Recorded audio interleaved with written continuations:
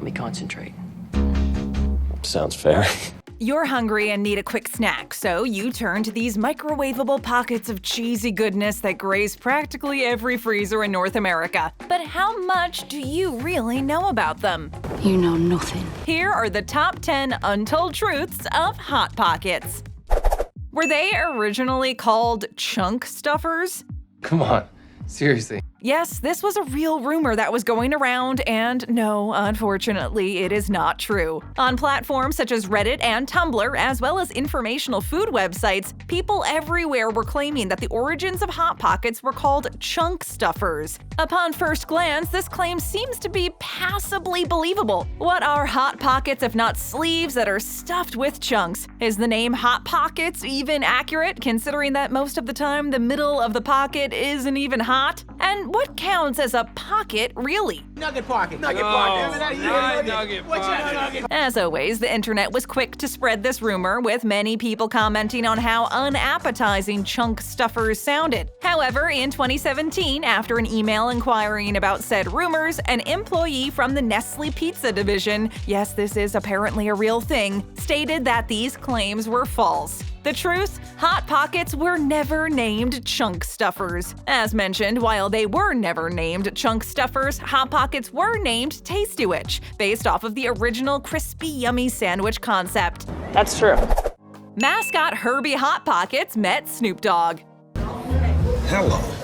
In 2012, Snoop Dogg dropped a music video called Pocket Like It's Hot, a play on Drop It Like It's Hot. The black and white and red music video started with Snoop Dogg himself placing a Hot Pocket inside a red microwave. While spinning in the microwave, the camera zooms in and the Hot Pocket turns into, you guessed it, Herbie Hot Pockets, complete with an aluminum foil cape and red sunglasses. Snoop Dogg even changed the lyrics to be Hot Pockets themed, stating that he's checking applications for the Hot Pockets fan club, that pepperoni pizza is much better than some fish eggs, and that beloved Herbie is in the tub. At the end of the music video, Snoop Dogg opens his microwave and picks up the Hot Pocket, claiming that it's ready. Within the first 5 days of the commercial being released, the video had already racked up to 2 million views. Who would have thought that Hot Pockets were that hot? They were revamped multiple times. New is always better. Nestlé believes in quality. The company even has a quote about how, in order to make good quality meals, you must first start with good quality ingredients. This might sound surprising to some. These are Hot Pockets, notorious for being unhealthy. However, in 2013, in an attempt to appeal to the millennial demographic of people who cared about the quality of their food, Nestlé took another look at the Hot Pockets recipe. It was part of their Better Taste, Better Quality campaign. The changes they made included adding premium meats, 100% Angus beef, hickory ham, and white meat chicken, real cheese sourced from dairy farmers in Wisconsin, freshly baked bread, and sauce made from scratch. I want some fancy sauce. 2 years later, Nestlé decided that they wanted a healthier reputation for these nostalgic snacks, and so they changed the recipe again. They removed all artificial flavors and cut the sodium by 10%, though they promised that they wouldn't change the actual taste of the beloved meal. Given that in 2015 it was reported that 88% of customers were willing to pay more money for healthier foods, and that all demographics preferred food with no artificial coloring or flavors, this change in recipe made sense. Really, it's a win-win situation. Hot Pockets gets happier customers, and we feel less guilty about stuffing our faces with Hot Pockets. You're right. There are currently 50 variations of Hot Pockets. Let's count them down. There are currently 50 varieties of traditional Hot Pockets out in the world, including breakfast, lunch, and dinner varieties. This means that, theoretically, a customer could survive off of Hot Pockets for their entire life. And flavor variations isn't even a problem. That's right, baby. Nestlé also offers Lean Pockets, pretzel bread Hot Pockets, Hot Pockets croissant crust, Hot Pockets breakfast items, Hot Pockets breakfast snack bites, and Hot Pockets side shots. Even though there are so many options to choose choose from, the highest-ranked Hot Pockets flavor is the pepperoni pizza garlic buttery seasoned crust Hot Pocket. Surprisingly, there were once even more variations on this after-school snack. Some of these variations included Hot Pie Express, Hot Pockets Pizza Minis, originally called Hot Pockets Pizza Snacks, Hot Pockets Subs, Hot Pockets Calzones, Hot Pockets Panini, and Hot Pockets Breakfast Fruit Pastries. Really? The reasoning behind some of these discontinuations wasn't because they weren't selling, it was because the dough used in these side pockets was different than what was used in the original and more expensive to make. Hot Pockets! There's a reason the temperature isn't consistent. Pizza pouches!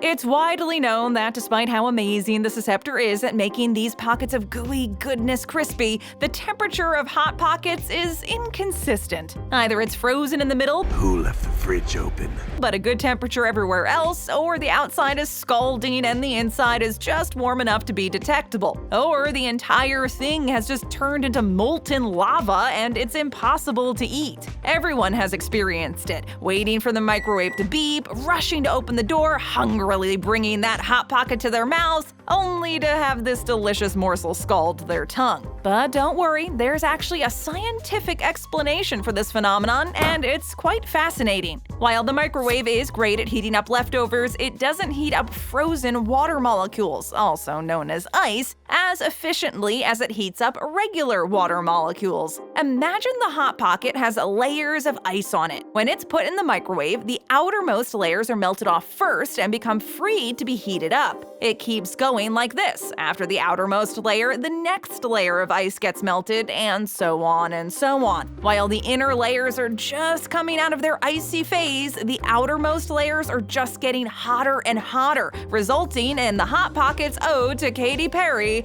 Hot and Cold. Is everybody clear on that? Yes, ma'am! The Hot Pocket sleeve is called the Susceptor. This is also weird. It's making me sick to my stomach. As anyone who's eaten Hot Pockets before knows, the tasty snack comes with a little sleeve that helps make the pocket extra crispy. The perfectly fitted sleeve, called a Susceptor, is made out of cardboard, and it's lined with metal. Its job is simple: make the Hot Pocket crispy, and it does it surprisingly well. Though it seems like magic, there's actually some simple science behind it.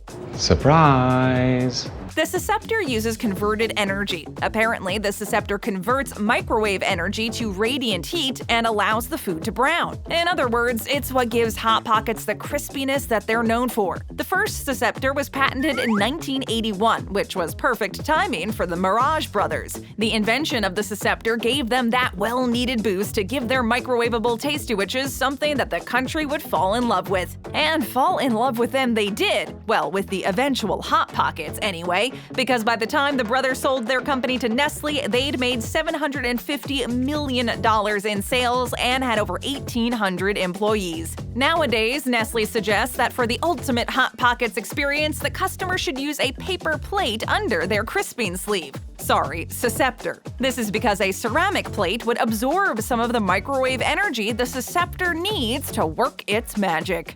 The invention of Hot Pockets. What the hell happened? An explosion of flavor! Brothers Paul and David Mirage are the inventors of Hot Pockets, and they immigrated from Iran to the United States as young adults. In 1977, the brothers founded Chef America Inc. The company started out by selling Belgian waffles to restaurants, as they were difficult to cook. The early days of the company were rough on both brothers. Paul had to take out 3 mortgages on his home to fund the business, and when that money ran out, the pair had to borrow cash from their parents. Well, you're a grown man with a steady job. Why wouldn't you spend all your father's money? However, things quickly turned around for them because by the end of the year, they had $12 million in sales and were the largest mass producer of Belgian waffles in the country. In 1983, Paul noticed that more women were entering the workplace and deduced that there was now a need for an easy-to-make snack for children as soon as they got home from school. This newly emerging need also coincided with the growing popularity of the microwave microwave oven, and so the idea for Hot Pockets was born. The brothers wanted to create a microwavable sandwich whose dough would remain crispy, and in 1980, they released Tasty-Wich, the first incarnation of the Hot Pocket. Evidently, that didn't last, and so after some tweaking and a change to the name, Hot Pockets were born. In 2002, the brothers sold Chef America Inc. to Nestlé for $2.6 billion. I'm rich. Hot Pockets were recalled in 2014. Don't eat that. Many companies have had to recall their foods, and Hot Pockets isn't exempt from that list. In 2014, Nestlé recalled 238,000 cases of Hot Pockets because they may have contaminated meat, from a massive recall of about 8.7 million pounds of beef from diseased and unsound animals. The two varieties of Hot Pockets affected by the recall were the Philly steak flavors, Philly steak and cheese, and the croissant crust Philly steak and cheese. This raises the question, what do you do if you've eaten recalled food? First off, don't panic. Most recalls are due to issues at the manufacturing or processing facility, not because there's evidence that the food is causing sickness. However, if you're feeling sick, definitely go to a doctor or physician and let them know you've eaten a recalled product. Luckily, in this case, no one reported getting sick. All customers were refunded for their purchase, so no harm, no foul, right? Still, hearing that Hot Pockets contained meat from unsound animals is sure to throw some people off their products, maybe for good. The USDA described the food as unfit for humans, though they never specified why it was unfit for humans, which leads the mind down some dark roads. One can only imagine. Good morning, you just bought Hot Pockets! The Hot Pocket Heiress and the college admissions scandal. What the hell are you talking about? The Mirage family has been involved in many acts of philanthropy. For example, Paul Mirage donated $30 million to the School of Business at the University of California, Irvine, as well as $3 million to his family's community center in Orange County, California. I like money. He's also an active member of the Business Schools Advisory Board, as well as a leading board member and donor to the Pacific Symphony. However, it seems as though his philanthropic spirit doesn't get passed down through blood. In the 2019 college admissions scandal, Michelle Janevs, daughter of Paul and Lily Mirage, heiress to the Hot Pockets fortune, was sentenced to 5 months in jail after paying a total of $300,000 to get her two daughters into the University of Southern California. She paid $100,000 for someone to cheat on her daughter's ACTs and agreed to pay $200,000 to have one of her daughters admitted to the school as a fake volleyball recruit. Her actions had a devastating effect on the very people she was trying to help, though in a misconstrued manner, it should be said. Both her daughters, who were in high school at the time, were banned from the campus they'd been attending. Her elder daughter enrolled in a community college, while her younger daughter enrolled in a different high school to complete her final year. That's not so hot. No. A man has killed for Hot Pockets. Got scared. I dropped my Hot Pocket. Apparently, these golden snacks are so good, they drive men murderous. On June 11, 2016, Nathaniel Mathis sent his sister and her boyfriend, Richard Benton, out to buy him some Hot Pockets. However, when they got there, they realized that the store didn't carry any of his preferred frozen snacks, the pepperoni Hot Pockets. Upon seeing this, his sister then decided to call him to deliver the bad news, and the siblings proceeded to have an argument about the Hot Pockets, as well as the EBT card, like a debit card, that Mathis had given her to pay for the food. When the couple came home empty-handed, Nathaniel was still livid. Filled with rage, he rushed out of his house and approached the passenger side of the SUV where his sister's boyfriend was sitting and shot his gun 8 times. This killed Benton immediately. After the murder, Mathis ran off to a nearby park. He approached a woman and asked her to tell his sister that he just snapped and that he loved her, that he never meant for it to be like this. Officers later found him in a wooded area, shirtless, with the gun pointed at himself. After several hours of negotiations, Mathis was shot with a beanbag gun and taken into custody. He was arrested, charged, and sentenced to life in prison plus 10 years. We're in prison. Stay right here for more hot videos. Just tap that screen. First time here? Then hit that subscribe button and ring that notification bell.